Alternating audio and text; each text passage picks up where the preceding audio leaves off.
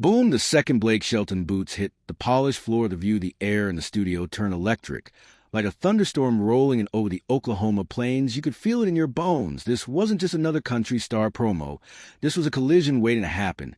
And when Joy Behar locked eyes with him, sparks flew. The audience didn't know it yet, but they were about to witness the most explosive daytime TV meltdown in history. Before we dive into every jaw-dropping second of this legendary showdown, smash that subscribe button like your life depends on it, and drop a comment. Right now, should celebrities walk off set? When hosts get nasty, let's get into it. All started innocently enough. Blake Shelton strutted onto the set like he owned the place, cowboy hat tipped low, that signature grin flashing under the studio lights. The crowd went wild, women screamed, a few guys in the back hooted, even the stagehands were grinning. This was Blake freaking Shelton, the voice of small town America, the king of country, cool, the guy who turned heartbreak into platinum records. He waved, tipped his hat, and slid into the guest chair like he was settling into a bar stool at his favorite honky-tonk.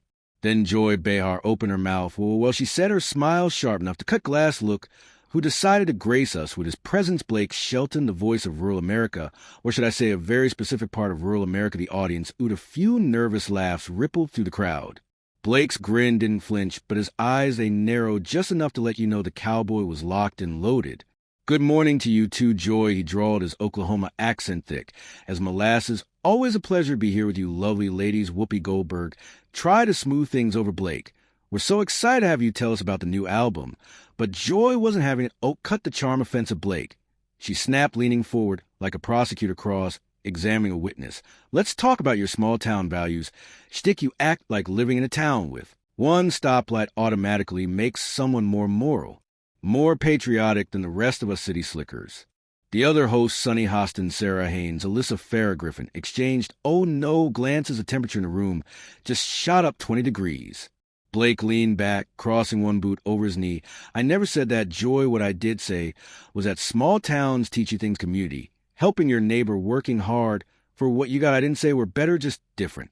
Joy waved him off like he was a fly, buzzing her coffee. That's exactly what you implied. You country boys love painting yourselves as the real Americans, while the rest of us, what fake Americans, were just as American as you. Cowboy, the audience went dead silent. You could hear a pin drop on that glossy stage floor. Blake's jaw tightened. Joy, you're putting words in my mouth. I never said I respect folks from all walks, whether they're from Manhattan or a town with 3,000 souls. Sarah Haynes jumped in, desperate to pivot. Blake, your new single Dirt Road Prayer is blowing up. Tells the story behind it. But Joy steamrolled right over her. Do you really respect us? Though Joy pressed her voice, climbing, because your whole persona, the hat, the drawl, the pickup truck anthems, it's built on this idea that real America is out there in the heartland, and places like New York, like where I grew up, we don't count. Whoopi tried again. Joy, let's. But Joy was in the zone. Her hands were flying now, chopping the air like she was conducting a symphony of rage. You know what grinds my gears about this small-town superiority complex? You get to sit there judging the rest of us while raking in millions, singing about dirt roads and cold beer. When's the last time you even lived in one of these towns? You're always romanticizing Blakeham. The audience gasped. This wasn't banter, this was war. Blake's easy smile finally cracked, his shoulders square. For the first time, the cowboy looked pissed. Joy, I may live in Nashville now, but I ain't forgot where I came from. I was raised in Ada, Oklahoma, population 12,000. My daddy poured concrete for a living. My mama owned a beauty shop. I know what it's like when everybody knows your name and your business. Joy snorted. And now you're worth hundreds of millions, mansions, private jets, the whole Hollywood circus. Don't you think it a little disingenuous to keep playing the common man card? Blake's famous grin was gone, replaced by something dangerous. You know what, Joy? Just because a man gets blessed don't mean he forgets his roots. I'm proud of where I came from, proud of the people who raised me, and yeah, I'm proud to sing about it. Proud enough to exploit it for profit. Joy fired back, her voice dripping venom. Your whole brand is this mythology, simple country folk versus sophisticated city elites. It's divisive. Blake and his tired the studio was buzzing now. You could feel the tension like static before a lightning strike. Whoopi tried one last time to reel in. Okay, let's take a breath. But Blake was done playing nice, exploited. He repeated, his voice rising like a revving V8. Joy, I write about my life, my experiences, the people I love. That ain't exploitation, that's authenticity. And if you can't tell the difference, maybe that says more about you than it does about me. Joy's eyes flashed like she had been slapped. Authenticity. Give me a break. Blake, you're about as authentic as a $3 bill. You're a Nashville machine product, just like every other cowboy hat in a music video. The audience gasped so loud it echoed off the rafters. Even Sonny whispered, "Oh no, Blake," stood up slowly, his 65 frame towering over the panel like a storm. "Cloud, you know what, Joy, I sat here and took your cheap shots because I respect the show, I respect most of the people on it. But I'm not going to sit here and let you attack my character, my integrity, my truth, Joy, smirk loving. Every second did I strike a nerve, the truth hurts. Doesn't it?" Cowboy Blake's voice dropped to ice. "The truth, hair is the truth for you, Joy. You've been sitting behind that desk for years, throwing stones, tearing people down, making nasty cracks. About anyone who doesn't vote like you think. Like you live like you, and you call that entertainment." Joy's face flushed crimson. "I call it honesty. Something you might want to try sometime." Blake shook his head. Slow and deliberate honesty would be admitting you already made up your mind about me before I walked in. You didn't want a conversation. Joy, you want to fight? Maybe I do." Joy shot back, standing now to maybe it's time someone called you out on your act. The studio was electric, cameras zoomed in. Security edged closer. The audience was frozen. Nobody dared breathe. Blake stared her down. "You want to call me out? Fine. Let's do it, right? You sit there every day criticizing people you've never met, places you've never been, lives you've never lived. You talk about small towns like they're a joke, like the people there are beneath you." Joy crossed her arms. "I never said they were beneath me. I said your portrayal of them is fake." "My portrayal," Blake's voice boomed. "I didn't read about it in some New York Times think piece. I lived in a place where when your neighbor's barn burned down, 20 families showed up the next morning with hammers and coffee. Well, when someone got cancer, the whole town rallied with casseroles and prayers. That ain't fake, Joy. That's real life." Joy rolled her eyes so hard they nearly fell out. "Spare me the Norman Rockwell fantasy. Small towns have poverty, addiction, bigotry, but you never sing about that, do you? You only sing about the pretty parts." Blake's fists clenched. "You think I don't know the hard parts? My hometown lost its factories. Kids left because there were no jobs. I've seen families lose everything. But you know what? Those same people still showed up for each other. They still had dignity. They still had heart. And they still vote for politicians who keep them broke and desperate." Joy snapped. "But I guess that's not in your set list." The hosts were frantic now, waving at producers, mouthing commercial. But Blake wasn't done. "There it is," he said, pointing right at her. "That's exactly what I'm talking about. You think you know better than everyone else. You think you can sit in your Manhattan studio and tell folks in Oklahoma, Kansas, Iowa how to think, how to vote, how to live." Joy's voice hit shrill. "Someone has to tell them the truth. Someone has to point out when they're being manipulated by millionaires like you who profit off their nostalgia and fear." Blake's laugh was bitter. "People like me, Joy. I've never told anyone how to vote. I've never told anyone how to think. I sing about working hard, loving your family, finding joy in simple things. If that threatens you, maybe you need to ask why it disgusts me." Joy hissed. "This fake patriotism, this real American nonsense, like the rest of us aren't real too." Blake stepped closer, his voice dropping to a dangerous whisper.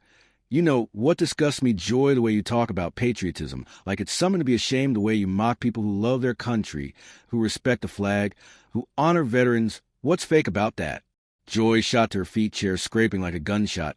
"Don't you dare question my patriotism. I've been fighting for this country's real values longer than you've been alive." "Real values," Blake's voice thundered, "by tearing down everyone who disagrees with you, by mocking traditions that mean something to people, by acting like half the country is too stupid to think for themselves." Security was inches away. Now the audience was shell-shocked. "I don't think they're stupid," Joy said through clenched teeth.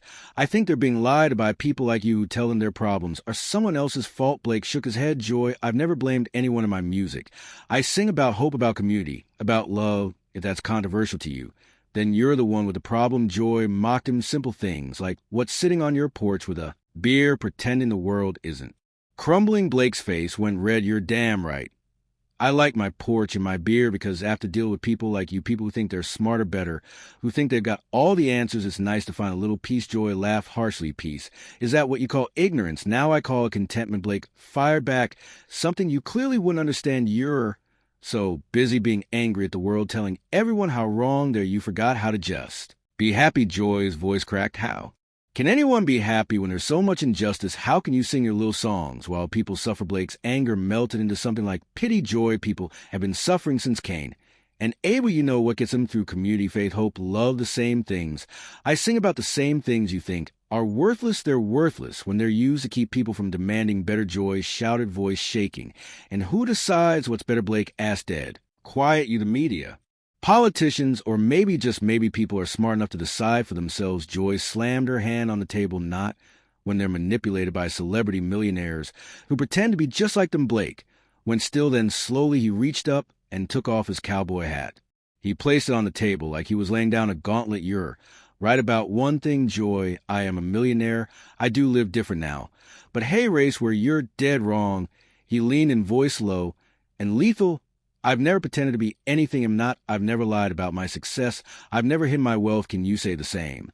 Joy's face went white. What's that supposed to mean? Blake's smile was cold as January. It means before you lecture folks about authenticity, take a long look in the mirror of the studio, fell into a deafening silence. Joy's face cycled shock, hurt, rage, before settling on fury. How dare you, she whispered, trembling. How dare you come on MY show and attack me? Blake picked up his hat, placed it back on his head with deliberate calm. Joy, this is the View, not the Joy Behar show, and I'm not attacking you, I'm responding to your attacks on me, my fans, my home. Joy was screaming now. You think you're so clever with your folksy wisdom and your shucks routine. I've been in this business longer than you've been wearing that ridiculous hat. Blake's eyebrows shot up. This business, you mean entertainment? Because last I checked, we're both entertainers. Joy, only difference is I don't pretend my songs are more important than your hot takes. Joy was apoplectic. I inform people, I educate them, I help them understand the world. You help them escape it. And what's wrong with that? Blake asked, voice calm as a lake. What's wrong with giving folks 3 minutes of joy? Joy laughed bitterly. Because while they're escaping, their problems get worse. While they're singing about simpler times, the world passes them by. Blake studied her for a long beat. You talk about educating people, Joy. But all I've seen today is you tear me down. Is that your idea of education? I'm helping them see you're selling a fantasy, Joy shouted. A fantasy that keeps them from demanding real change. Blake's voice turned soft but deadly. You're angry because people find comfort in things that don't come from you. You're angry because simple songs connect in ways your lectures never will. You can't stand that a guy like me, someone you think is beneath, you can reach people you never could. Joy's voice broke. You manipulate them. You feed them lies about how great things used to be. I've never said things were better back then, Blake. Cut and I sing about appreciating what you have. If that's manipulation, lock me up. You are guilty, Joyce said, her voice breaking slightly. You're guilty of keeping people satisfied with less than they deserve. Blake stared at her for a long moment, then slowly began walking toward the exit. You know what, Joy, I came here today to talk about my music, to have a conversation with you and your colleagues. But clearly you had a different agenda. Where are you going? Joy demanded. We're not finished here. Blake stopped and turned back to face her. Yes, we are, because there's no point in continuing this conversation. You've made it clear that you don't want to discuss anything. You want to attack everything. Joy's voice became shrill. I want to discuss the truth, Blake. I want to discuss your responsibility. As a public figure, my responsibility. The voice was incredulous. Joy, my responsibility is to my fans, to the people who buy my music and come to my shows. My responsibility is to be honest about who I am and what I believe. I don't owe you or anyone else an apology for that. You owe it to the American people to stop feeding them this small-town mythology. Joy shouted, her composure completely gone. Now you owe it to them to stop pretending that ignorance is bliss. Blake's face went stone cold, and there it is again. You just called millions of Americans ignorant. You just called people who live in small towns, people who work hard and raise their families and try to do right by their neighbors, ignorant. I didn't say that, Joy protested, but her voice lacked conviction. Yes, you did, Blake said firmly. You just said it, and you know what that tells me? Everything I need to know about you and your version of education and information.